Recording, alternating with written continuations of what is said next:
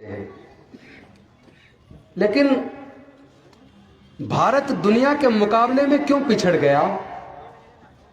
अगर हम इस सच को जानेंगे नहीं, भारत की बदहाली के लिए कौन लोग जिम्मेदार हैं, अगर हम इस सच को नहीं जानेंगे, हमारी गुलामी के लिए जो भारत बार बार गुलाम हुआ उसके लिए कौन जिम्मेदार है? भारत में दुनिया में सबसे ज्यादा कुपोषण के शिकार हमारे बच्चे, दुनिया में सबसे ज्यादा अनीमिया की शिकार हमारी महिलाएं अगर भारत में है तो इसके लिए जिम्मेदार कौन है? अगर शिक्षा के क्षेत्र में भारत इतना पिछड़ गया तो इसके लिए जिम्मेदार कौन है? भारत अगर बिखरा बिखरा सा नजर आता है तो उसके लिए जिम्मेदार कौन है? अगर इस मुद्दे पर हम चर्चा करेंगे तो निसंदेह कुछ न कुछ अच्छा रिजल्ट निकल कर आएगा। मैं सभी निवेदन करूंगा सब साथियों से, कुछ देर के लिए प्लीज आपस में बात ना करें। अली, ये नंबर सब बाद में कर लेना, डिस्टर्बेंस होता है। क्योंकि जो बात करनी है अगर हम एक दूसरे से कम्युनिकेट नहीं कर पा रहे तो ये एक बिल्कुल ऐसी सभा हो जाएगी जैसे पॉलिटिकल सभा होती है, नेता आते हैं, भाषण देकर चले जाते हैं, लोग ताली बजाई और चले गए अपने घर। बल्कि ज्यादातर ये होता है कि भाई जल्दी से ये भाषण खत्म हो यार, 2-3 घंटे हो गए बैठे हुए, कब खत्म हो और कब हम अपने घर जाएं। ऐसी सभाएं करने से सभा ना करना बेहतर है। क्योंकि जब तक बीमारी का असल कारण आपको नहीं पता होगा, बीमारी के असल कारणों को आप दूर नहीं करेंगे, बीमारी के असल कारण का आप इलाज नहीं करेंगे, तब तक कभी भी बीमारी दूर होने वाली नहीं है। और जो लोग अपने पूर्वजों का, अपने समाज का इतिहास नहीं जानते, वो लोग कभी भी इतिहास नहीं बना सकते। कभी कभी मुझे ऐसे लोगों पे तरस आता, हंसी आती है, जो लोग कहते हैं कि हम मुसलमानों को पाकिस्तान भेज देंगे, जो लोग कहते हैं जो जिसको हिंदू राष्ट्र नहीं चाहिए वो भारत छोड़ के चला जाए, या जैसे जो लोग दलित समाज के, पिछड़े वर्ग के या बहुजन समाज के लोग कहते हैं ये यूरेशियाई ब्राह्मण इन्हें यूरेशिया ही भेज देंगे। ये सब बेकार की बातें हैं, ये कभी होने वाला नहीं है। भारत किसी एक जाति धर्म का भारत नहीं है। भारत के लोगों से बना है। भारत विविधताओं का देश है। हर 50 किलोमीटर पर यहां भाषा बदल जाती है, संस्कृति बदल जाती है। हमें पहले तो यह जानना होगा कि पूरे दुनिया में जातियां नहीं है। अमेरिका में जाति नहीं है, चाइना में जाति नहीं है, जापान में जाति नहीं है, रसिया में जाति नहीं है, इंग्लैंड में जाति नहीं है, जर्मनी में जाति नहीं है, इटली में जाति नहीं है, स्पेन में जाति नहीं है, कोरिया में जाति नहीं है, न्यूजीलैंड में जाति नहीं है, ऑस्ट्रेलिया में जाति नहीं है। जाति केवल भारत में क्यों है? दूसरा, सब लोग कहते हैं कि हमारा जाति की वजह से उत्पीड़न होता है। अगर जाति सारी बीमारी का कारण है, अगर जाति सारे उत्पीड़न का कारण है, तो फिर भाई जातियों को छोड़ क्यों नहीं देते? जातियों में बने हुए क्यों हो? जानवरों में कोई जाति तो होती नहीं, या तो ये गाय है, ये भैंस है, ये कुत्ता है, ये शेर है। लेकिन जो अलग अलग प्रकार के जानवर हैं उनको एक ही नाम से जाना जाता है ना। भेड़ को भेड़ के नाम से जानेंगे, बकरे को बकरे के नाम से जानेंगे। ऐसा तो नहीं है कि उनके अंदर जातियां, उन्होंने कैटेगरी बनी हुई है। ऐसी पक्षियों में देख लो, आप कहीं चले जाओ, कौवे को कौवा कहेंगे, कौवा ही कहेंगे, कुछ और तो नहीं कहेंगे। तो पूरी दुनिया के अंदर स्त्री और पुरुष दो ही तो जाति हुई। जाति कह लो, लिंग कह लो, कुछ भी कह लो। लेकिन जब जाति बाहर के किसी देश में नहीं है तो भारत में क्यों है? और वो लोग जो लोग कहते हैं हम हिंदू राष्ट्र बनाएंगे, मैं पूछना चाहता हूं भारत की सरकार से और राज्य सरकारों से, हिंदू राष्ट्र बनाएंगे कहने वाले लोग देशद्रोही हैं या नहीं है?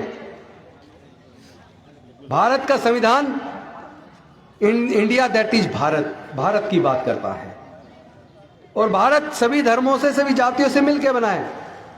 अगर अलग अलग संप्रदाय के, अलग अलग समूह के लोग अपने धर्म के हिसाब से, अपनी जाति के हिसाब से भारत का निर्माण करेंगे तो क्या हम भारत को एकजुट रख पाएंगे? क्या भारत टूट नहीं जाएगा? अगर हम हिंदू राष्ट्र बनाएंगे कहने वाले लोग देशद्रोही नहीं है तो जो लोग कह रहे हैं हम खालिस्तान बनाएंगे, फिर वो देशद्रोही कहां से हुए? अगर कहीं पे सिखों की संख्या ज्यादा है, वो सिख के नाम पे अपना राष्ट्र अलग बनाने की अगर बात करेंगे, अगर कहीं मुस्लिम की संख्या ज्यादा है, अगर वो मुस्लिम के नाम पे अपने राष्ट्र की बात बनाने की बात करेंगे, अगर कहीं दलितों की संख्या ज्यादा है, वो दलितों के नाम पे अगर अपने अलग राष्ट्र बनाने की बात करेंगे, अगर कहीं हिंदुओं की संख्या ज्यादा है, वो हिंदू राष्ट्र बनाने की बात करेंगे। मैं आप सबसे पूछना चाहता हूं, क्या भारत फिर एकजुट रहेगा?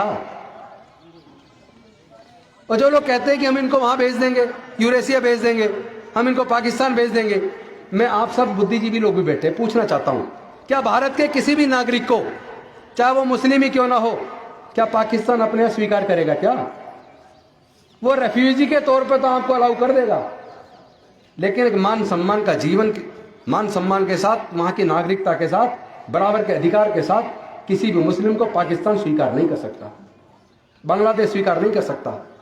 उसी प्रकार भारत से अगर कोई कहे यूरेशिया से आए या फलाने जगह से आए, इनको वहां भेज देंगे, वहां कौन स्वीकार करेगा उनको?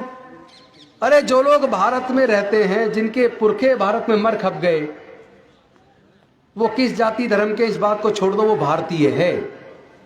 हम सबको अपनी पहचान भारतीय के तौर पे बनानी पड़ेगी। हम सब लोग भारतवासी हैं।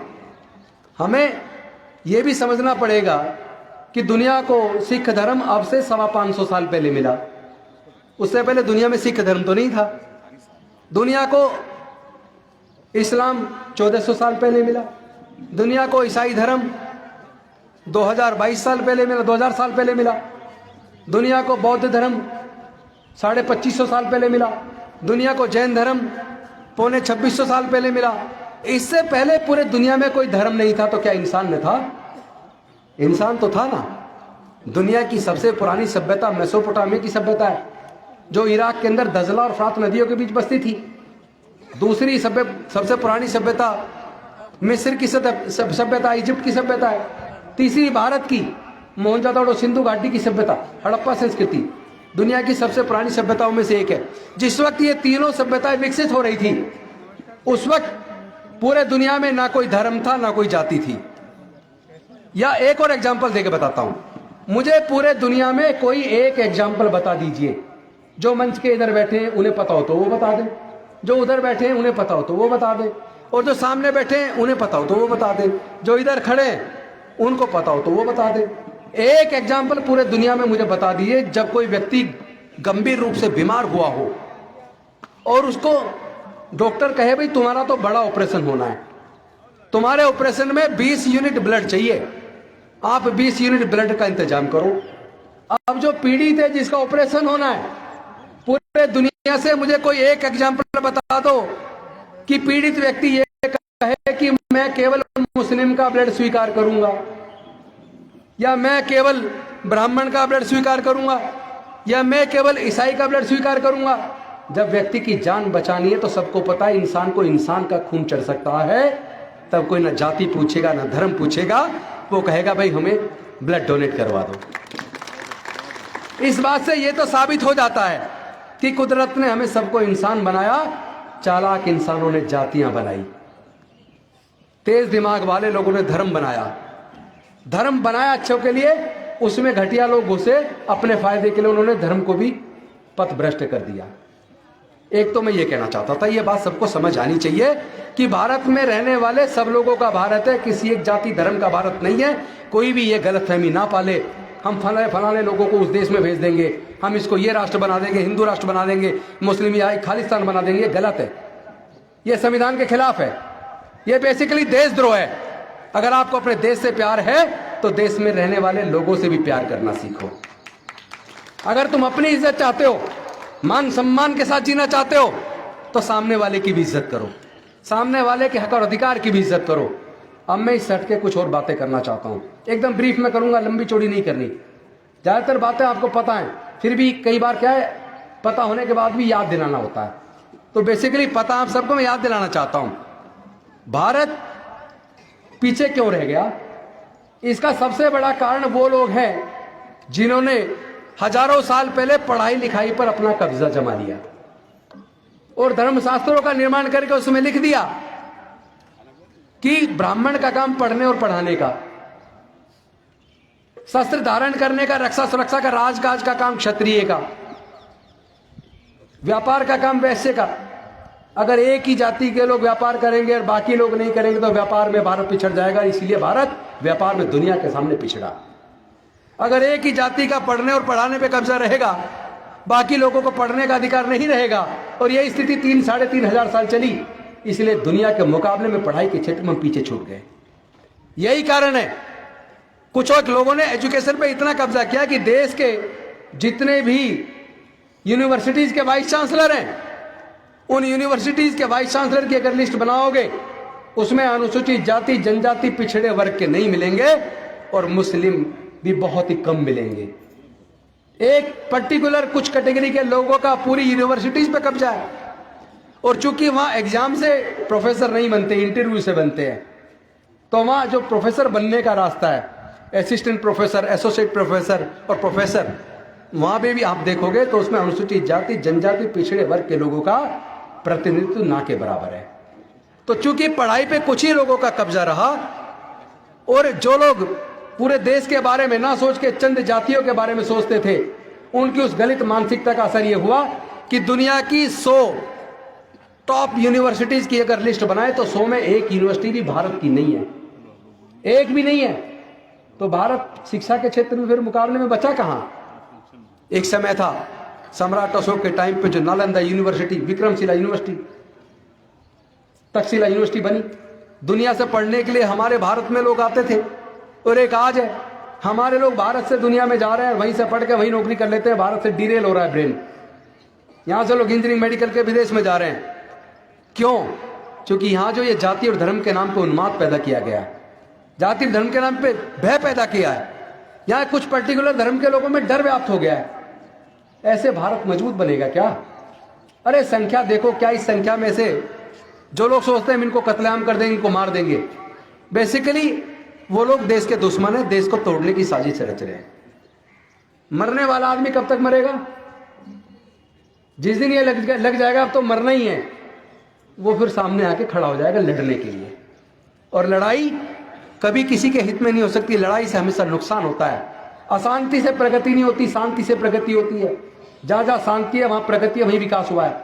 और जहां जहां अंतरकल है या जहां जहां कट्टरपन है, जहां जहां नफरत है, वो देश अपने पड़ोस के देशों से भारत के लोग सीख लें। हमारे पड़ोसी देश जहां जहां कट्टरपन बढ़ा, वो देश तबाह और बर्बाद हो गए, उनकी तरक्की नहीं हो पाई। वो लोग देश के दुश्मन हैं, जो लोग कट्टरपंथी बनते जा रहे हैं, जो लोग जाति धर्म के नाम पर उन्माद पैदा कर रहे हैं, वो देशद्रोही हैं, वो संविधान को नहीं मानते, वो भारत को कमजोर कर रहे हैं। ये सारी बात मैं इसलिए करना चाहता था आपसे कि भाई भारत में शिक्षण संस्थानों में आज भी दलित, पिछड़े, आदिवासी ना के बराबर है। और माइनॉरिटीज जो आजादी से पहले 35% था जिनका पढ़ने पे ग्राफ, सरकारी नौकरियों में भी लगभग 33% थे, आज शिक्षा में खिसकते खिसकते वो लगभग 2.5% पे आ गए, और सरकारी नौकरियों में भी खिसकते खिसकते लगभग 2% पे आ गए। तो जब पूरे देश के चंद लोग सारे देश के संसाधनों पे काबिज हो जाए, आज आपकी भागीदारी, भारत सरकार की नीति बनाने वाला जो सेक्रेटरीट है, सेक्रेटरीट के अंदर सीनियर ब्यूरोक्रेट होते हैं, वहां पे आप उसकी लिस्ट उठा के देख लो, उसके अंदर आपको दलित, पिछड़े, आदिवासी और माइनॉरिटी के लोग ना के बराबर मिलेंगे। अगर 100 पोस्ट हैं तो 100 पोस्ट में 95% वो लोग हैं जिनकी संख्या 12% है, 95% पे वो लोग हैं जिनकी संख्या 12% है, और 5% पे वो लोग हैं जिनकी संख्या 88% है। और ये हालात ना केवल सेक्रेटरीट में, माननीय सर्वोच्च न्यायालय, उच्च न्यायालय में जितने जज हैं पूरे देश के, उसकी लिस्ट बना के निकाल के देख लो, उसके अंदर भी जिसकी जनसंख्या 12% है वो 90% पे काबिज है, और जिसकी जनसंख्या लगभग 88% है वो 10% पे काबिज है। इसी तरह देश के व्यापार को देख लो, व्यापारों में मैं मुस्लिम को छोड़ देता हूं, क्योंकि पुराने शासक रहे कई बार, हो सकता है उनमें कुछ अच्छे बड़े पूंजीपति हों, बिजनेसमैन हों, लेकिन दलितों में और आदिवासियों में देश के टॉप अगर 500 बिजनेसमैन की लिस्ट बनाएंगे, 500 की, शायद देश के टॉप 500 बिजनेसमैन में एक सिंगल भी एससी और एसटी का नहीं मिलेगा। हो सकता है ओबीसी का 1-2 मिल जाए टॉप 500 में, लेकिन SC ST का शायद 500 में एक नहीं मिलेगा। तो देश तरक्की कहाँ कर रहा है? देश ने तरक्की क्या की? और देश बार बार गुलाम क्यों हुआ? जब शस्त्र चलाना वो कुछ लोगों तक सीमित कर दिया हो, राजकाज, शस्त्र धारण करना, शस्त्र सीखना, चलाना वो कुछ लोगों तक सीमित कर दिया हो, तो जब दुनिया के बड़े बड़े राजा बड़ी बड़ी फोर्स लेके एडवांस टेक्नोलॉजी के साथ युद्ध करने भारत पे हमला करने आ रहे हैं, और भारत के राजाओं ने इनवाइट किया, गुलाम वंश से लेके अंग्रेजों तक का टाइम पढ़ लो, ज्यादातर टाइम पे विदेशियों को आक्रमण करने के लिए भारत में भारत के ही किसी पड़ोसी राजा ने अपने पड़ोसी को के ऊपर हमला करवाने के लिए इन्वाइट किया। चूंकि मैं हिस्ट्री का स्टूडेंट हूं, और उसमें एक बात तो मान लो आप, काबिलियत की कमी किसी भी जाति धर्म से जुड़ी नहीं है। काबिलियत तो किसी में भी आ सकती है। जैसे पढ़ने लिखने का मौका मिला, दलित पिछड़ों में, आदिवासियों में पढ़ने लिखने का मौका मिला, तो ऐसे ऐसे पढ़ के विद्वान पैदा हुए कि भारत का संविधान डॉक्टर बाबा साहब अम्बेडकर ने लिखा, पाकिस्तान का संविधान जोगिंदर नाथ मंडल ने लिखा। दोनों ही दलित थे, पढ़ने का मौका मिला। तो काबिलियत तो कुदरत ने सबको बुद्धि दी है, कोई भी पढ़ के काबिलियत हासिल कर सकता है। तो भारत के पिछड़ेपन का कारण यह कि आज भारत में मुसलमान पिछड़ गया, आज भारत में आदिवासी पिछड़ गया, आज भारत में दलित पिछड़ गया, आज भारत में अति पिछड़ा पिछड़ गया, यानी 90% भारतवासी पिछड़ गया। शिक्षा के क्षेत्र में भी पिछड़ गया, व्यवसाय के क्षेत्र में भी पिछड़ गया, संसाधनों के मामले में भी पिछड़ गया। तो अगर 90% लोग पिछड़ जाएंगे और 10% लोग तरक्की कर जाएंगे, तो 10% लोगों से कभी भारत मजबूत नहीं होगा। जिस दिन भारत के सारे लोग मजबूत होंगे तो भारत मजबूत होगा। इस एग्जाम्पल को आप इस तरीके से दे सकते हैं, इस एग्जाम्पल को इस तरीके से देख सकते हैं कि एक व्यक्ति ऐसा है जिसका एक पैर पैरालिसिस है, एक हाथ पैरालिसिस है और आधा दिमाग पैरालिसिस है, और एक हाथ एक पैर उसका बहुत मजबूत है, इतना मजबूत है कि वो अगर पत्थर पे एक गुस्सा मार दे तो पत्थर टूट जाए। और एक व्यक्ति ऐसा है जो बहुत ही पतला दुबला सा लेकिन शरीर से ठीक है। अगर उन दोनों के बीच में कंपटीशन कराया जाए दौड़ने का, तो जिसका एक हाथ और एक पैर पैरालिसिस है लेकिन वैसे वो आधा शरीर उसका बहुत ही ज्यादा मजबूत है, और एक आदमी जो बिल्कुल पतला दुबला लेकिन हाथ पैर से सही सलामत है, दोनों में अगर दौड़ लगवाई जाए तो कौन जीतेगा? बताइए कौन जीतेगा? पतला दुबला जीतेगा ना। वही हमारे देश की स्थिति है कि देश में 10% लोग इतने अमीर हो गए, शिक्षा पे भी उनका कब्जा, स्वास्थ्य पे भी उनका कब्जा, प्राकृतिक संसाधनों पे भी उनका कब्जा, व्यापार पे भी उनका कब्जा, देश के सर्वोच्च न्यायालय पे उनका कब्जा, उच्च न्यायालय पे उनका कब्जा, सेक्रेटरीट पे उनका कब्जा, सत्ता पे उनका कब्जा, सब जगह उनका कब्जा। और 90% मजदूर, दीनहीन, गुलाम, गरीब उनके रोटी के भी लाल हैं। तो मैं पूछना चाहता हूं, क्या ऐसी स्थिति में भारत कभी दुनिया के मुकाबले में खड़ा हो पाएगा क्या? अगर भारत में भरपेट लोगों को खाना नहीं मिलेगा, क्या महिलाएं कुपोषण का शिकार नहीं होंगी तो क्या होंगी? कई बार आप रोड पे निकलते होंगे, गांव देहात में जाते होंगे, झुग्गी बस्ती से गुजरते होंगे, तो आप देखते होंगे रोड के किनारे कोई महिला खड़ी है, आधा शरीर ढका हुआ है, गोद में बच्ची है, महिला एकदम पतली दुबली, कुपोषण का शिकार। तो कई बार उसे देख के लगता है ये जो बच्चा है इसकी गोद में छोटा सा, ये इसे दूध कहां से पिलाती होगी, इसके तो शरीर में कुछ नजर नहीं आ रहा। ऐसे तस्वीरें देख के दिल दुखता है। तो हमारे देश का 90% भाग पैरालिसिस है। मुसलमान शिक्षा के क्षेत्र में पिछड़ता जा रहा है, ऊपर से डर पैदा किया जा रहा है। कोई कुछ शब्द में इस्तेमाल कर रहा है, कोई उनके लिए कुछ शब्द इस्तेमाल कर रहा है। ना कोर्ट कोई उनके खिलाफ कार्रवाई कर रही, ना सरकारें उनके खिलाफ कोई कार्रवाई कर रही। वही हालात क्रिश्चियन के खिलाफ है, ये धर्म परिवर्तन करवा रहे हैं। भाई कहां पे करवा रहे हैं? दिखाओ तो सही। कहते हैं जी जबरदस्ती मुस्लिम बना दी, कहां बना दिए? कोई दिखाओ तो सही। और जबरदस्ती बना दिए तो भाई अब वो क्यों नहीं बन जाते वापस? कौन रोक रहा है? आज कोई प्रतिबंध है, सत्ता तुम्हारे पास है, कोर्ट तुम्हारे पास है, सारे संसाधन तुम्हारे पास है। तो जिनको कभी किसी ने अगर जबरदस्ती करवा भी दिया, अगर तुम्हारी बात में मान भी लो सच, तो जिसने करवा दिया अब तो उन्हें अपने वापस घर वापसी करवा लो। तुम नहीं हो सकता। जबरदस्ती होता तो हो जाता। आप ये क्यों नहीं मानता? आपने लोगों के साथ जातिवाद किया, पक्षपात किया, छुआछूत की, ऊंच नीच की, उन्हें प्रताड़ित किया। उस प्रताड़ना की वजह से परेशान होकर लोगों ने अलग अलग समय पे धर्म परिवर्तन किया। आज अगर देश का जो क्रिश्चियन है, 100 में से लगभग 100% दलित या आदिवासी है क्रिश्चियन, 99.9%। अगर देश की मुस्लिम की बात करूं तो देश का 90% मुस्लिम पिछड़ा, अति पिछड़ा और दलित वर्ग से कन्वर्टेड है। हो सकता है आपको किसी को गलत लगे तो लग जाए, मैं सच बोलने से चूकता नहीं हूं, क्योंकि मुझे ना तो मरने का डर है, मुझे भारत कैसे मजबूत हो इस बात की चिंता सताती रहती है। भारत में मुस्लिम को, ईसाई को, दलित को, पिछड़े को, आदिवासी को, कमजोर को, मजदूर को, किसान को उसका हक कैसे मिले। भारत में कुपोषण से मुक्ति कैसे मिले, गरीबी से कैसे मुक्ति मिले, मजदूर के बच्चे को कैसे पढ़ने का मौका मिले। मेरे को ये चिंता सताती है, इसलिए मेरे को ना मरने का डर है ना किसी कुर्सी का डर है। कुर्सियां टेम्परेरी, आदमी आती रहती है जाती रहती है। जो लोग जिंदगी भर कुर्सी पर रह के मर गए, उनको भी कोई नाम लेने वाला नहीं है। दुनिया में अजर अमर वो लोग हुए जिन्होंने देश के लिए, समाज के लिए बलिदान दिया है।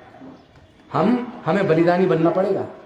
आज एक साजिश इतनी खतरनाक रची गई है, जिस साजिश के बारे में आपको जानना समझना बहुत जरूरी है।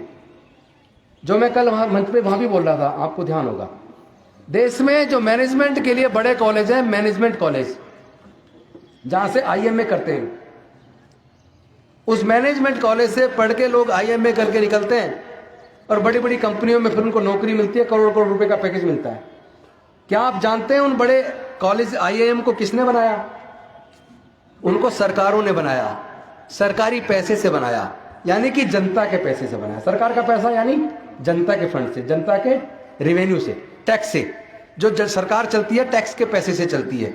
सरकार पर जो इनकम होती है वो टैक्स से होती है। उस टैक्स के पैसे से ही सभी प्रकार के निर्माण होते हैं, चाहे कॉलेज बने चाहे अस्पताल बने। IIM बना, सरकार ने बनाया जनता के पैसे से। IIT बना, सरकार ने बनाया जनता के पैसे से। बड़े बड़े लॉ कॉलेज बने, सरकार के ने जनता के पैसे से। लेकिन आज उन लॉ कॉलेज में एडमिशन कराना हो, इंजीनियरिंग कॉलेज में, IIT में एडमिशन कराना हो, या आपको IIM में कराना हो, तो आपको आज ये पता लग जाना चाहिए, क्योंकि ज्यादातर आम आदमी को नहीं पता। आप में से भी ज्यादातर को नहीं पता होगा, जो बहुत ही पढ़े लिखे हैं या ध्यान रखते हैं अपने बच्चों की पढ़ाई पे बहुत ज्यादा, उसको क्या कराना है, हो सकता है उनको तो पता हो, ज्यादातर को नहीं पता होगा। IIM की 2 साल का कोर्स है और 1 साल की फीस 20 लाख रुपए से ज्यादा है। यानी 2 साल का IIM कराने के लिए 40 लाख रुपए से ज्यादा चाहिए। तो मैं ये सवाल आप सबसे करना चाह रहा हूं, जो सामने बैठे उनसे भी और जो इधर बैठे उनसे भी। 40 लाख से ज्यादा 2 साल का कोर्स कराने का खर्चा, क्या देश के 99% लोग इस खर्चे को उठा सकते हैं? क्या नहीं उठा सकते ना? 1% लोग उठा सकते हैं इतना खर्चा, कि 40 लाख से ज्यादा खर्च कर पाए अपने बच्चे की पढ़ाई पे, वो भी 2 साल के अंदर। 1% लोग वो खर्चा उठा सकते हैं। तो मैं सवाल मेरा ये है कि जो इतने बड़े कॉलेज सरकारों ने जनता के पैसे से, टैक्स के पैसे से बनाए, क्या वो इतने बड़े बड़े कॉलेज वो सरकारों ने केवल 1% लोग, पूंजीपतियों के बच्चों को पढ़ाने के लिए बनाए क्या? पैसा तो ले लिया, लगा दिया जनता का, पढ़ेंगे वहां केवल 1% पूंजीपतियों के बच्चे, अमीरों के बच्चे। क्या ये देश के साथ गद्दारी नहीं है क्या? इंजीनियरिंग कॉलेज 4 साल का कोर्स, 12वीं के बाद BA LLB 5 साल का कोर्स, जो नेशनल लॉ यूनिवर्सिटी बनी है, नेशनल लॉ स्कूल बने, या सरकारी जो इंजीनियरिंग कॉलेज बने, कंपटीशन पास करके बच्चा किसी तरीके से आ भी जाए, कोचिंग वोचिंग लेके कर्जा करके, अब उसने बच्चे ने पास कर लिया, IIT में एडमिशन होना है, या BTech के कॉलेज में इंजीनियरिंग में एडमिशन होना है, या लॉ कॉलेज में लॉ में एडमिशन होना है। लॉ का 5 साल का कोर्स, इंजीनियरिंग का 4 साल का कोर्स। आपको जान के ताजुब करेगा, एक पूरी डिग्री एक बच्चे को कराने के लिए एक माँ बाप को 12 से 15 लाख रुपया उसका फीस का खर्चा, हॉस्टल का खर्चा, खाने का खर्चा। मैं आप सबसे पूछ रहा हूं, ये सारे कॉलेज भी सरकार ने जनता के पैसे से बनाए, लेकिन 12 से 15 लाख रुपया एक कोर्स कराने के लिए क्या भारत के 95% लोग इस खर्चे को उठाने में सक्षम है? क्या उठा पाएंगे क्या? तो भैया ये सवाल आप करते क्यों नहीं हो कि ये तुमने इतने बड़े बड़े कॉलेज बनाए और उसमें फीस आपने इतनी महंगी कर दी कि एक कोर्स करने के लिए 15 लाख रुपया चाहिए, तो आपने जनता के पैसे से 15 लाख खर्च करके कोर्स करने वाले कॉलेज किसके लिए बनाए? पैसे वाले लोगों के लिए बनाए हैं क्या? क्या केवल 5% लोगों के लिए बनाए हैं क्या? एक गरीब आदमी, मजदूर आदमी बीड़ी का बंडल खरीदता है ना, उस पर भी टैक्स देता है, उस पर भी GST लगती है। आप दवाई खरीदते हो, हर आदमी खरीदता है, गरीब भी खरीदता है, अमीर भी खरीदता है, उस पर भी टैक्स लगता है। आप जूते चप्पल खरीदते हो, उस पर भी टैक्स लगता है। यानी कि जो सरकारें चल रही हैं, जिस पैसे से चल रही हैं, उस पैसे में गरीब आदमी भी टैक्स दे रहा है। लेकिन जो संस्थान वो बड़े बड़े बने हैं, जिस पर अरबों खरबों रुपए खर्च हो रहा है सरकार का, क्या वो केवल पैसे वाले लोगों के लिए बने हैं? क्या ऐसी सरकारों की हमें जरूरत है जो हमारे बच्चों की पढ़ाई का खर्चा ना उठा पाए? क्या ऐसी सरकारों की हमें जरूरत है जो हमारे बच्चों के इलाज का खर्चा ना उठा पाए?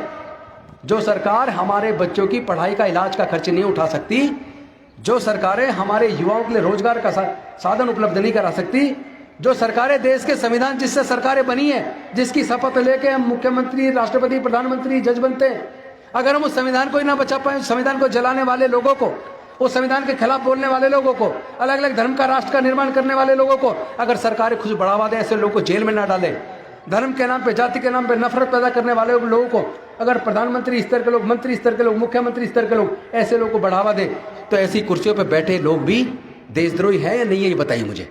देशद्रोही है या वो नहीं है? जो संविधान की शपथ लेके संविधान के खिलाफ काम करे, चाहे वो सर्वोच्च न्यायालय का न्यायाधीश क्यों ना हो, चाहे उच्च न्यायालय के न्यायाधीश क्यों ना हो, चाहे वो जज, कलेक्टर क्या हो, ब्यूरोक्रेट हो, कोई भी, चाहे वो राष्ट्रपति हो, प्रधानमंत्री हो, मुख्यमंत्री या मंत्री हो या एमपी एमएलए हो, जो देश के संविधान के खिलाफ काम करे या देश के संविधान के खिलाफ बोलने वालों का पक्ष ले, वो सब लोग देशद्रोही होने चाहिए। ये कहने में मुझे कोई डर नहीं है। जिसको बुरा लग जाए तो लग जाए, कोई कंटेम्प्ट ऑफ कोर्ट करके मेरे को जेल में डालना है तो डाल दे, जेल में जाने का अपने को डर नहीं है। भारत को बचाने की, भारत के संविधान को बचाने की, भारत के प्रजातंत्र को बचाने की, आम लोगों तक उनका हक अधिकार दिलाने की लड़ाई किसी न किसी को लड़नी पड़ेगी। इस लड़ाई को आप केवल किसी जाति धर्म तक सीमित नहीं रख सकते। विकास सबका चाहिए, मुसलमान का भी चाहिए, ईसाई का भी चाहिए, हिंदू का भी चाहिए, सिख का भी चाहिए, बौद्ध का भी चाहिए, जैन का भी चाहिए, और जो लोग किसी धर्म को नहीं मानते, नास्तिक हैं, उनको भी चाहिए। विकास का हिस्सा सबके हिस्से में आएगा तो देश बढ़ेगा। सत्ता में भागीदारी क्या आपको मिल रही है? प्रजातंत्र का मतलब क्या है? जब प्रजातंत्र की डेफिनेशन पढ़ते हैं तो वो सरकार जो जनता की, जनता के लिए, जनता के द्वारा चुनी हुई हो, तो उसका मतलब प्रजातंत्र है। यानी जनता चुनती है। चुनती किसके लिए? जनता के लिए। काम किसके लिए करती है? जनता के लिए। जनता के द्वारा चुनी गई, जनता के लिए काम करने के लिए चुनी गई। पर क्या वास्तव में ये प्रजातंत्र की जो डेफिनेशन है, इसके हिसाब से हमारे देश में काम हो रहा है? क्या वास्तव में जिनको हम चुन के भेजते हैं, भेजने के बाद जब वो सत्ता में कुर्सी पे बैठ जाते हैं, क्या फिर उसी जनता के हक अधिकार पे कभी बोलते हैं? क्या उनके मुद्दों पे बोलते हैं? कभी उनसे ईमानदारी से मिलकर बात करते हैं? क्या उनकी लड़ाई लड़ते हैं? क्या आप वोट बैंक की राजनीति कब तक चलेगी भाई? कुछ लोग दलितों, पिछड़ों, आदिवासी और मुस्लिम माइनॉरिटीज को केवल वोट बैंक समझते हैं। केवल वोट बैंक। ये नफरत की राजनीति केवल इसलिए बढ़ रही है कि ये समाज के लोग वोट बैंक बन भी गए। इसको हराना है, इसको ये हरा सकते तो इसके साथ, इसको ये हरा सकते तो इसके साथ। इस तरह की राजनीति से देश नहीं चलेगा। अब तो ये तय करना पड़ेगा, जो हमारे लिए काम करेगा, हमारे विकास के लिए काम करेगा, जो हमारे बच्चों की पढ़ाई पे काम करेगा, जो हमारे इलाज पे काम करेगा, जो हमारे युवाओं को रोजगार देने के लिए काम करेगा, जो चुनावी वायदे पूरे करेगा, वो अगली बार हमसे बात करे। जो चुनावी वायदे पूरे नहीं करेगा, अगली बार हमारे पास वोट मांगने के लिए नहीं आए, वरना जूतियों की माला पहना के उसको जवाब दिया जाएगा। सत्ता में भागीदारी जनता की होना। जब जनता चुन के भेज रही है तो जनता की भागीदारी क्यों नहीं है? जनता के लिए सरकारें काम क्यों नहीं कर रही? इतना घमंड कहां से आ जाता है? कुर्सी आने के बाद, मंत्री बनने के बाद जिसने बनाया, जिसके घर झुग्गी में हाथ जोड़ के वोट मांगने जा रहा है, जीतने के बाद उसे जूता दिखा रहा है, धमका के भगा। कहती वीडियो आती है, उसको धमका के भगा दिया, मारपीट करके भगा दिया। क्या है ये? कैसा प्रजातंत्र है? क्या यही राजनीति है? और अगर सर्वोच्च न्यायालय, उच्च न्यायालय से आम गरीब आदमी को न्याय ना मिले, सालों साल वो धक्के खाता रहे, उस पर इतना पैसा भी नहीं है सुप्रीम कोर्ट में वकील करके न्याय की लड़ाई लड़ सके, ऐसे न्याय को तो न्याय का नकार न कहेंगे। भारत के संविधान ने ऐसी व्यवस्था नहीं की। भारत के संविधान ने किसी एक जाति विशेष, धर्म विशेष, संप्रदाय विशेष या कुछ एक लोगों के केवल आगे बढ़ने का रास्ता नहीं बनाया। भारत का संविधान अगर ईमानदारी से लागू हो जाए, जिस नियत से डॉक्टर बाबा साहब अम्बेडकर भारत के संविधान के माध्यम से देश का निर्माण करना चाहते थे, अगर ईमानदारी से उससे काम हो जाए, सरकार उससे काम करना शुरू कर दें, 30 साल के अंदर भारत विश्व गुरु बन जाएगा। कि हॉल के अंदर करने की बजाय एक आध जगह कुछ बड़े बड़े लोग बैठ गए, कुछ भाषण देने वाले और कुछ सुनने वाले, वही देने वाले, वही सुनाने वाले, वही सुनने वाले, इससे बात नहीं बनेगी। जो गांव देहात है, जहां असली शोषण हो रहा है, हम लोगों को अब गांव देहात में जाके अपने लोगों को जागरूक करना पड़ेगा, एकजुट करना पड़ेगा। हमें बताना पड़ेगा भारत सबका है, किसी एक का नहीं है। भारत सभी जाति धर्म को मानने वाले लोगों का है, हमें सबको एकजुट करना पड़ेगा। मुझे डॉक्टर बाबा साहेब अम्बेडकर का संविधान सभा में जो उन्होंने भाषण दिया था 25 नवंबर 1949 को, वो भाषण मुझे याद आ रहा है और वो आप लोगों को बताना जरूरी है। और इसलिए बताना जरूरी है, हो सकता है आप लोगों ने वो भाषण ना पढ़ा हो सकता है यहाँ 1% लोगों ने पढ़ा हो, 99% ने ना पढ़ा हो, या 90% ने ना पढ़ा हो, लेकिन आज उस भाषण को याद करना बेहद जरूरी है। कहीं ना कहीं उसी से रास्ता देश के विकास का निकलेगा। वो भाषण क्या था? वो भाषण को मैं 2 भागों में बताऊंगा। पहली बात तो ये, जब अंग्रेज जाने वाले थे, भारत आजाद होने वाला था, तो ये चर्चा संविधान सभा में शुरू हुई कि अब हमें अपनी सरकार चुननी है, तो लोगों को वोट का अधिकार देना है। वोट का अधिकार किसको दिया जाना चाहिए? कौन कौन लोग हो जिनको वोट डालने का अधिकार मिलना चाहिए? आपको ये जानकर ताजुब होगा। भाई पानी 2 मिनट रोक दो, बस मैं भी पानी नहीं पी रहा हूं, 2 मिनट रोक दो प्लीज, ज्यादा लंबा नहीं दूंगा। आप घड़ी देख लो, मुश्किल से 5 मिनट के दिखाता हूं, 5 भी नहीं दूंगा।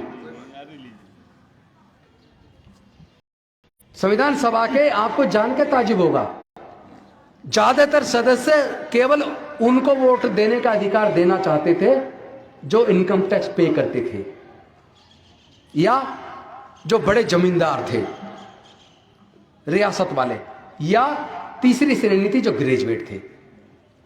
यानी 3 कैटेगरी के लोगों को केवल भारत के संविधान सभा के ज्यादातर सदस्य वोट देने का अधिकार देना चाहते थे। वो 3 या तो इनकम टैक्स पे ही हो, या बड़ा जमींदार रियासत का मालिक हो, और तीसरा या वो ग्रेजुएट हो। अब डॉक्टर बाबा साहेब अम्बेडकर जी ने सोचा कि हमारे धर्मशास्त्रों में पढ़ने और पढ़ाने का अधिकार तो केवल ब्राह्मण को दिया था। 3500 साल तक देश के 90% दलित, पिछड़े, आदिवासी, और बचे 10% में से 5% महिलाएं, यानी देश में 95% लोगों को पढ़ने लिखने का अधिकार ही नहीं था। इसका मतलब ग्रेजुएट तो केवल 5% लोग बन पाए, 95% तो ग्रेजुएट नहीं बन पाए। इसका मतलब 95% को वोट का अधिकार नहीं देना चाहते। दूसरी कैटेगरी थी जो इनकम टैक्स पे ही हो, तो भारत में उस वक्त इनकम टैक्स पे ही जो बड़े व्यापारी रहे होंगे वो इनकम टैक्स पे ही होंगे। उनकी संख्या तो मेरे ख्याल से 2-3% होगी। इसका मतलब केवल 2-3% को जो इनकम टैक्स पे ही थे उनको संविधान सभा के सदस्य वोट का अधिकार देना चाहते थे। तीसरी कैटेगरी थे जो बड़े बड़ी रियासतों के मालिक थे, जमींदार थे, उनको वोट का अधिकार मिलना चाहिए। वो शायद मुश्किल से 1% रहे होंगे। इसका मतलब ये हुआ कि वोट का अधिकार मुश्किल से केवल 5% लोगों को भारत की संविधान सभा देना चाहती थी। ठीक है, अब डॉक्टर बाबा साहब अम्बेडकर ने सोचा भी ऐसे तो फिर बाकी लोग छूट जाएंगे, फिर तो कोई सरकार जो भी चुनी जाएगी, जो 5% उन्हें चुनेगा, सरकार उन 5% के लिए काम करेगी, उन्हीं के विकास के लिए काम करेगी, उनके लिए योजना बनेगी। 95% लोग तो भारत में बिल्कुल गुलाम हो जाएंगे, उनके लिए कोई सरकार काम नहीं करेगी। लेकिन डॉक्टर बाबा साहब अम्बेडकर वहां अड़ गए। अपने बुद्धि विवेक से, अपने तर्क से उन्होंने पूरे संविधान सभा को इस बात को मानने के लिए मजबूर कर दिया कि भारत में वोट का अधिकार भारत में रहने वाले सभी लोगों को, किसी भी जाति का हो, किसी भी धर्म का हो, गरीब हो, अमीर हो, मजदूर हो, किसान हो, और कितने बड़े पोस्ट पे हो या कितनी छोटी पोस्ट पर, सबको समान रूप से मिलेगा और सबकी वोट की कीमत बराबर होगी। यानी 1 मैन 1 वोट, 1 वोट 1 वैल्यू। ये डॉक्टर बाबा साहब अम्बेडकर अकेले कर गए। हमसे गलती ये हुई, हमने अपनी उस वोट की कीमत को नहीं समझा। हमने 1000-2000 रुपए में, शराब की बोतल में, या आजकल 10-5 किलो 20 किलो अनाज के लालच में हमने अपनी वोट को ऐसे लोगों के हाथों में बेच दिया, ऐसे नेताओं के हाथों में बेच दिया। वो नेता जिन बड़े पूंजीपतियों के पैसे से, चंदे से चुनाव लड़ते हैं और पैसा बांटते हैं, शराब बांटते हैं, जीतने के बाद, सरकार बनाने के बाद देश के भविष्य को, देश के संसाधनों को उन्हीं बड़े पूंजीपतियों के हाथों बेच के पूरे देश को गुलाम बना रहे हैं। आज देश का इंडियन रेलवे बिक गया, रेलवे स्टेशन बिक गए, बहुत सारी रेल बिक गई, एयरपोर्ट बिक गया, एयर इंडिया बिक गया, आईटीडीसी का होटल बिक गए, इंश्योरेंस कंपनी बिक गई, बैंक बिक गए, गैस कंपनी बिक गई, पेट्रोलियम कंपनियां बिक गई। देख एक करके भारत सरकार के सारे उपक्रम बिक गए, और जो बिक गए वहां आपके खासतौर पर दलित, पिछड़े, आदिवासियों के आगे बढ़ने के रास्ते वहां पे बंद हो गए। तो इस पे चिंतन करना पड़ेगा। अब मैं लास्ट में आता हूं, 25 नवंबर 1949 का डॉक्टर बाबा साहब अम्बेडकर का भाषण। तो पहला तो ये सीख ले लो, हमें अपनी वोट की कीमत को समझना है, वोट को बेचना नहीं है। जो सरकारें आम लोगों के विकास के लिए योजनाएं बनाए, उनके बच्चों के पढ़ने लिखने का, जितना बच्चा पढ़ना चाहे, केवल 12वीं तक नहीं चाहिए हमें पढ़ाई। बच्चा इंजीनियरिंग करना चाहे, लॉ करना चाहे, IIT करना चाहे, IIM करना चाहे, जो पढ़ना चाहे, जितना पढ़ना चाहे, उसकी पढ़ाई का खर्चा सरकारें उठाए। एक तो हमें इसके लिए पूरे देश के दलित, पिछड़ों, आदिवासी, अल्पसंख्यक सबको मिलकर सरकारों पर दबाव बनाना पड़ेगा कि हम केवल ऐसे लोगों को आगे बढ़ाएंगे राजनीति में जो हमारे बच्चों को पढ़ने का, जितना मर्जी बच्चा पढ़े, पढ़ने का इंतजाम कर दे, और पूरे इलाज का, फ्री का इलाज, बढ़िया से बढ़िया बेहतरीन इलाज फ्री में करने का इलाज कर दे। हम केवल ऐसी राजनीति को पसंद करेंगे। बाकी धर्म और जाति के नाम पर राजनीति करने वाली, नफरत पैदा करने वाली राजनीति को किसी कीमत पर हम स्वीकार नहीं करेंगे। हम अपने वोट को जाति धर्म के आधार पर नहीं बंटने देंगे। एक तो ये करना पड़ेगा। दूसरा, जो 25 नवंबर 1949 को संविधान सभा में जब चर्चा हो रही थी, डॉक्टर बाबा साहब अम्बेडकर बोले तो उन्होंने दो चिंताएं, नासिर साहब एक मिनट कर लेंगे, एक मिनट रुक जाओ, कर लेंगे ना, एक मिनट तो रुक जाओ, आप आए हैं, एक मिनट बैठिए,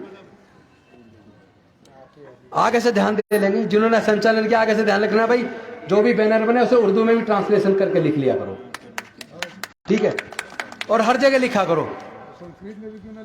अब मैं एक बात कहना चाहता हूं, वो भाषण जरूरी है, प्लीज उसको जरा ध्यान से सुनना, क्योंकि आज जो भारत की स्थिति है, उस स्थिति का आकलन डॉक्टर बाबा साहब अम्बेडकर को 1949 में 25 नवंबर को था।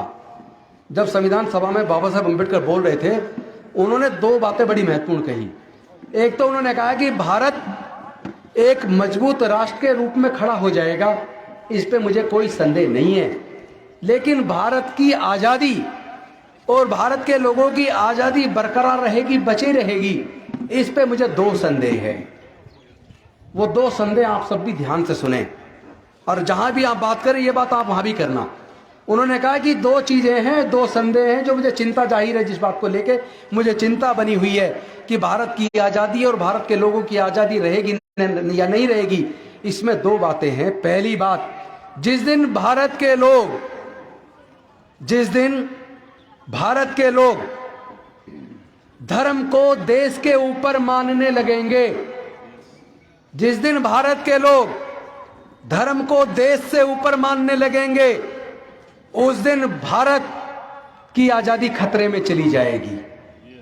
आज भारत के लिए खतरा है, हमारे देश के लिए खतरा है, क्योंकि आज भारत में एक ऐसा वर्ग डेवलप हो गया है जो धर्म को देश से ऊपर मानने लगा है। तो एक तो ये वजह है जिसकी वजह से भारत की आजादी खतरे में पड़ गई है। दूसरी जो चिंता जाहिर की थी डॉक्टर बाबा साहब अम्बेडकर ने उसी संविधान सभा में 25 नवंबर 1949 को, वो ये थी, जिस दिन भारत के लोग किसी नेता के प्रति इस हद तक अंधे हो जाएंगे कि वो नेता अगर उस जनता के खिलाफ ही सारे काम करने लग जाए, फिर भी वो लोग अंधभक्त बनकर उसी के नारे लगाते रहेंगे, उस दिन के लोग भारत, पेपर पे भारत के लोग आजाद रहेंगे, लेकिन व्यवहारिक तौर पर भारत की जनता अपनी आजादी खो देगी। आज मुझे इस बात का दुख है कि वो जो दो चिंताएं डॉक्टर बाबा साहब अम्बेडकर जी ने संविधान सभा के सामने 25 नवंबर 1949 को जाहिर की थी, वो दोनों चिंताएं आज भारत को खत्म करने के लिए भारत के सामने है। एक तरफ तो आज भारत में कुछ लोग धर्म को देश के ऊपर मानने लगे हैं, इसीलिए भारत में अशांति का वातावरण है, इसीलिए भारत में धर्म के नाम पर, जाति के नाम पर नफरत का वातावरण बढ़ाया जा रहा है। और जो लोग बढ़ा रहे हैं, उन्हीं लोगों के ऊपर संरक्षण करने वाले कौन लोग जब देखा जाता ढूंढ के, तो वही लोग सत्ता में बैठे, इसलिए देश खतरे में है। दूसरा, आज कुछ लोग पिछले 10-12 सालों में आप देखोगे तो लोग काम करने वाली राजनीति के बजाय कुछ एक नेता के प्रति इतने अंधे और इतने भक्त बन चुके हैं, इतने अंधकार में चले गए कि उनके रोजगार छिन रहे हैं, उस पर नहीं बोल रहे।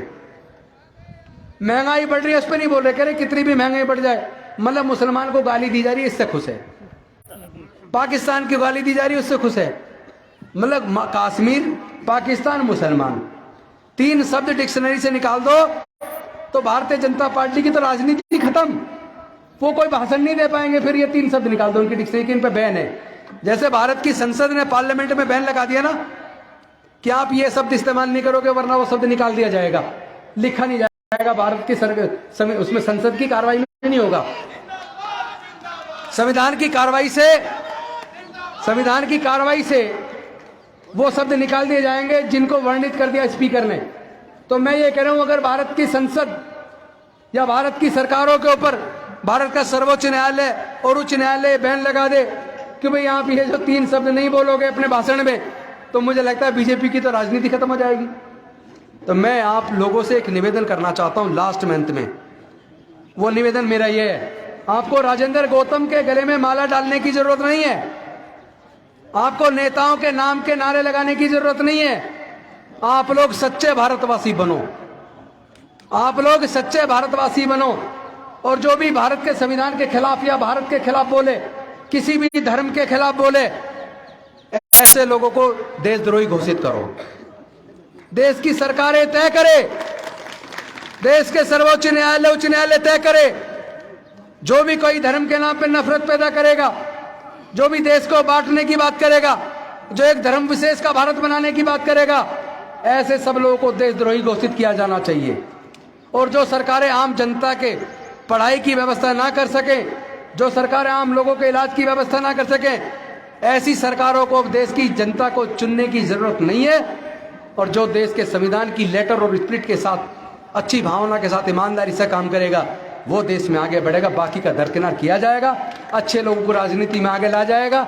आम सामाजिक कार्यकर्ता, बस लास्ट में एक बात कहूंगा, जो लोग बड़े बड़े भाषण देते हैं बड़ी बड़ी कुर्सियों पे, उनके गले में माला चाहे पहनाना या मत पहनाना, पर जो लोग अपना घर बार फूंक के अपने बच्चों को छोड़ के रात दिन समाज के लिए देश के लिए मेहनत करते घूम रहे हैं, उनको सम्मान जरूर देना। यहाँ देश में उल्टा हो रहा है, जो समाज के लिए अपना जीवन न्यौछावर कर रहे हैं उसको इज्जत नहीं कर रहे, और जो कुर्सी पे बन के बैठ गए तुम्हारी वोट से, उसके गले में माला डाल रहे हैं, उसको सम्मान ज्यादा दे रहे हैं। भैया समाज के लिए देश के लिए काम करने वाले लोगों को ज्यादा सम्मान दो, नेताओं को थोड़ा कम सम्मान दो। जो आपके लिए काम करे आप उसके लिए काम करो, जो आपके लिए काम ना करे आप उसके लिए काम ना करो। इन्हीं शब्दों के साथ हम लोग सच्चे भारतवासी बनेंगे, जाति छोड़ेंगे, समाज जोड़ेंगे और एक ऐसे भारत का निर्माण करेंगे जिस भारत का सपना डॉक्टर बाबा साहब अम्बेडकर, हमारे संविधान सभा के सदस्यों ने, स्वतंत्रता सेनानियों ने जैसे भारत के निर्माण का सपना देखा था, जैसे भारत बनाने का सपना देखा था, वैसा भारत बनाने के लिए हम लोग अपनी निष्ठा अपने देश के संविधान के प्रति रखेंगे, किसी नेता के प्रति नहीं रखेंगे। इन्हीं शब्दों के साथ मैं अपनी वाणी को विराम देता हूं। आपने बहुत ध्यानपूर्वक मुझे सुना, मेरी बात अच्छी लगे तो इस मुहिम में जाति तोड़ना और समाज के निर्माण, भारत के निर्माण की मुहिम में कंधे से कंधा मिला के हमारे साथ चल पड़ना। हम एक ऐसे भारत का निर्माण करेंगे जो भय मुक्त हो, जहाँ सबके अधिकार सुरक्षित हो, सबका विकास हो, सबको साथ लेके प्यार मोहब्बत की बात हो, जहाँ नफरत की कोई बात ना हो। इसके लिए मैं आप सबका साथ चाहूँगा। बहुत बहुत धन्यवाद। जय भीम, जय भारत, नमो बुद्धाय।